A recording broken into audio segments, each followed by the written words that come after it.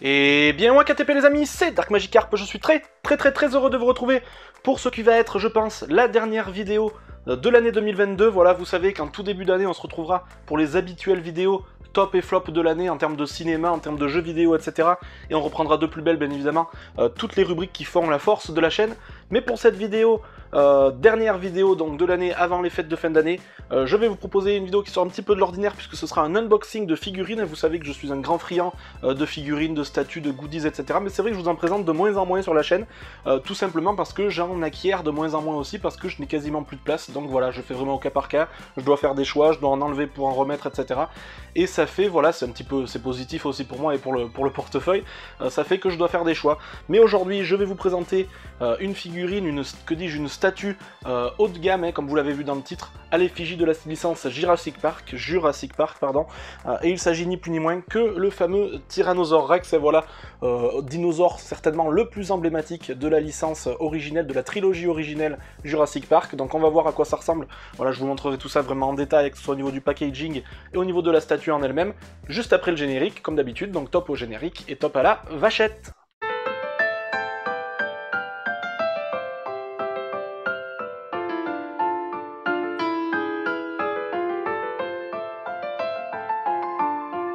Donc figurine que j'ai déjà sortie de son carton, et voilà le carton, le packaging se présentait comme ceci, voilà Jurassic Park avec le Tyrannosaurus Rex, c'est pas évident à dire finalement, au 1/38e, voilà 1/38e, ça fait une figurine, plutôt une statue ici, puisqu'on a une statue qui pèse son poids, vous le verrez tout à l'heure, qui fait environ une vingtaine de centimètres, plus le socle, donc on arrive à 23-24 cm.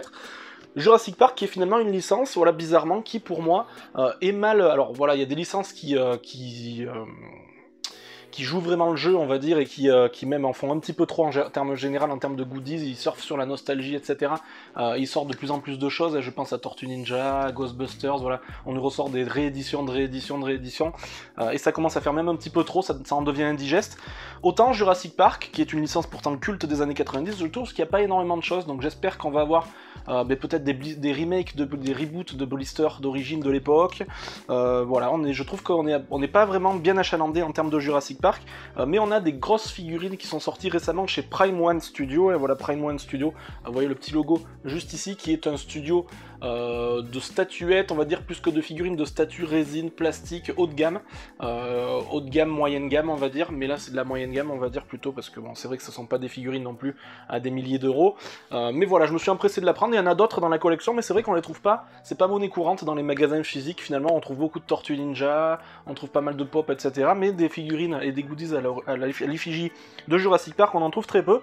Donc la figurine se présente comme ceci, hein, je vais pas faire durer plus le suspense, je vais enfin vous la montrer. Alors bien sûr, on se rend toujours pas assez compte du poids, de la taille de la figurine en vidéo, mais j'espère que ça vous retranscrira quand même bien ce petit T-Rex, voilà le vrai T-Rex, le T-Rex originel qui a fait la renommée du film et le fait que le film devienne culte, et voilà même les non-spécialistes de Jurassic Park connaissent ce fameux T-Rex, alors j'espère que vous le verrez bien à la vidéo.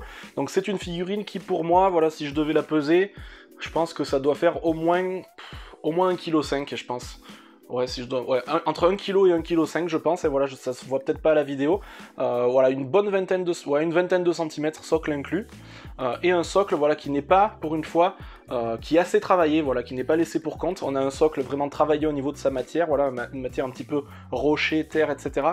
Et le joli logo doré Jurassic Park d'origine, voilà, qui rappelle vraiment la trilogie originelle, parce qu'on a pas mal de figurines qui sortent, mais à l'effigie de Jurassic World, et ça m'intéresse pas. Et le T-Rex en lui-même est très bien travaillé aussi, que ce soit au niveau de sa tête, au niveau de ses yeux, de ses dents, des plis de sa peau, voilà, les veines, les côtes, les muscles. Voilà, tout est vraiment très bien retranscrit sur celle-ci.